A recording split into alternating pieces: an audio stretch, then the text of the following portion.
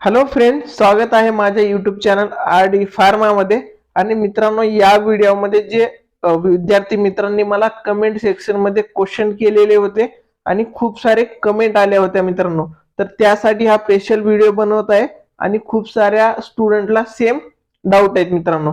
तर या व्हिडिओमध्ये बघणार आहेत आपण फार्मसी ऑफिसर जे स्टुडंटच्या एक्झाम ऑलरेडी झालेल्या आहेत, तर त्यांना कोणते कोणते डाऊट होते. तर एक नंबरचा डाऊट असा आहे की मित्रांनो, सार्वजनिक आरोग्य विभागाचा निकाल लागलेला आहे, पण मित्रांनो सिलेक्टेड लिस्ट जे कॅन्डिडेटची लिस्ट आहे मंडळ वाईज, ती आणखीन आलेली नाहीये.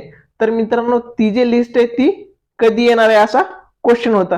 तर मित्रांनो, ती जी लिस्ट आहे तर ती लिस्ट आज संध्याकाळी पर्यंत किंवा येत्या 2 दिवसामध्ये मित्रांनो ती लिस्ट तुम्हाला बघायला भेटणार आहे.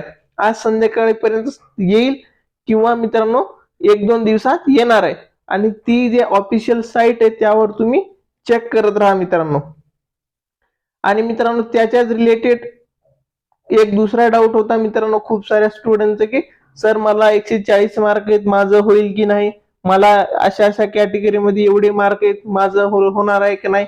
तर मित्रांनो, ते कन्फर्म सांगता येणार नाहीये. त्याचं रिझन असं आहे की मित्रांनो, कट ऑफ कन्फर्म का नाही सांगता येणार, कारण मंडळ वाईज फॉर्म भरलेले आहेत आणि त्याच्यामध्ये मित्रांनो तुमच्या कॅटेगरीनुसार, कास्टनुसार त्याचा रिझल्ट लागेल. आता त्या कास्टच्या कोणत्या कॅटेगरीचे किती फॉर्म कोणत्या मंडळमध्ये आलेले आहेत आणि ते कॅटेगरी वाईज रँक त्यांचा कसा असणार आहे, त्याच्यावर सर्व रँक डिपेंड असणार आहे मित्रांनो. तर मी आज सांगितलं की 140 आहेत, तर तुझं होईल असं होऊ नाही शकत, कारण ते कॅटेगरी वाईज रँक असणार आहे. तर त्या कॅटेगरीच्या स्टुडंटचा रँक किती असेल, इथे आपण एक्झाम्पल घेऊन बघू की नागपूरमध्ये समजा एससीचा 150चा टॉपर आहे, राईट, आणि तो नाशिकमध्ये मित्रांनो 145चा टॉपर आहे.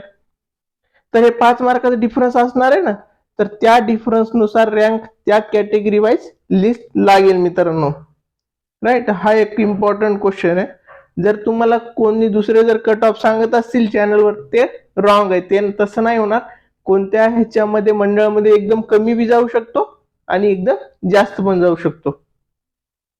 आणि मित्रांनो, दुसरा इम्पॉर्टंट डाऊट होता की झेडपी फार्मासिस्ट भरती जी झालेली आहे मित्रांनो, त्याचे रिझल्ट कधी येईल. तर मित्रांनो, हे पण कन्फर्म न्यूज आहे की ह्याचं पण रिझल्ट तुम्हाला लवकर बघायला भेटेल मित्रांनो.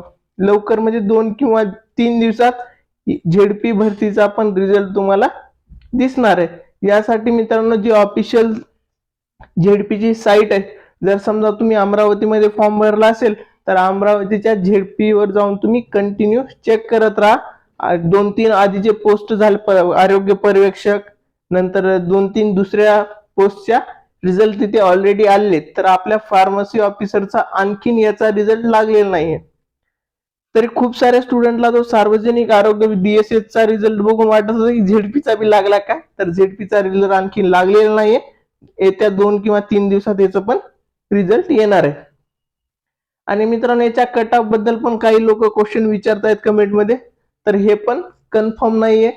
तुमच्या डिस्ट्रिक्ट वाईज कोणत्या डिस्ट्रिक्ट मध्ये तुम्ही फॉर्म भरलाय, तिथे कास्ट वाईज जागा किती आहेत, कॅटेगरी कोणती आहे तुमची, यावर कट ऑफ तुमचं डिपेंड असणार आहे किंवा लागेल का नाही त्यावर डिपेंड आहे.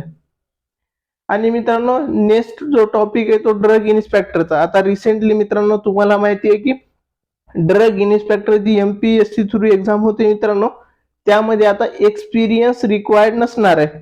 म्हणजे सर्व बी फार्म स्टुडंट मित्रांनो इथे इलिजिबल असणार आहेत या एक्झामसाठी.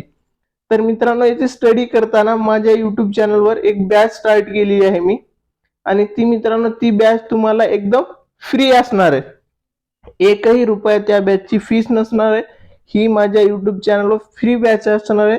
त्यासाठी तुम्हाला मित्रांनो युट्यूब चॅनलला सबस्क्राईब करायचं आहे आणि टेलिग्राम चॅनलला जॉईन करायचं आहे. म्हणजे तुम्हाला सर्व जो DIचा सिलेबस असणार आहे ते फ्रीमध्ये रेकॉर्डेड भेटणार आहे मित्रांनो. आणि नंतरचा डाऊट आहे मित्रांनो, कारागार विभाग भरती. तर ह्याचे मित्रांनो अप्लिकेशन फॉर्म फिलअप करण्याची डेट आता संपलेली आहे. तर मित्रांनो, फार्मसी ऑफिसरच्या कारागीर विभागासाठी तुम्ही जर स्टडी करत असाल तर त्यामध्ये मित्रांनो तुम्हाला TCS पॅटर्नचा जो आधीचा सिलेबस आहे तो सर्व फार्मसीचा सिलेबस करावा लागेल, आणि नॉन टेक्निकल पण दिलेलं आहे ते करावं लागेल. आणि जो मित्रांनो कारागीर विभाग भरतीसाठी जो फार्मसीचा टेक्निकल सिलेबस आहे तो पण आपल्या युट्यूब चॅनलवर भेटणार आहे मित्रांनो. थँक्यू. आणि आणखीन तुम्हाला कोणते डाऊट जर असतील तर ते कमेंट बॉक्समध्ये सांगा, मी त्यावर नक्की व्हिडिओ बनवेल किंवा तुम्हाला पर्सनल रिप्लाय भेटणार आहे मित्रांनो. थँक्यू.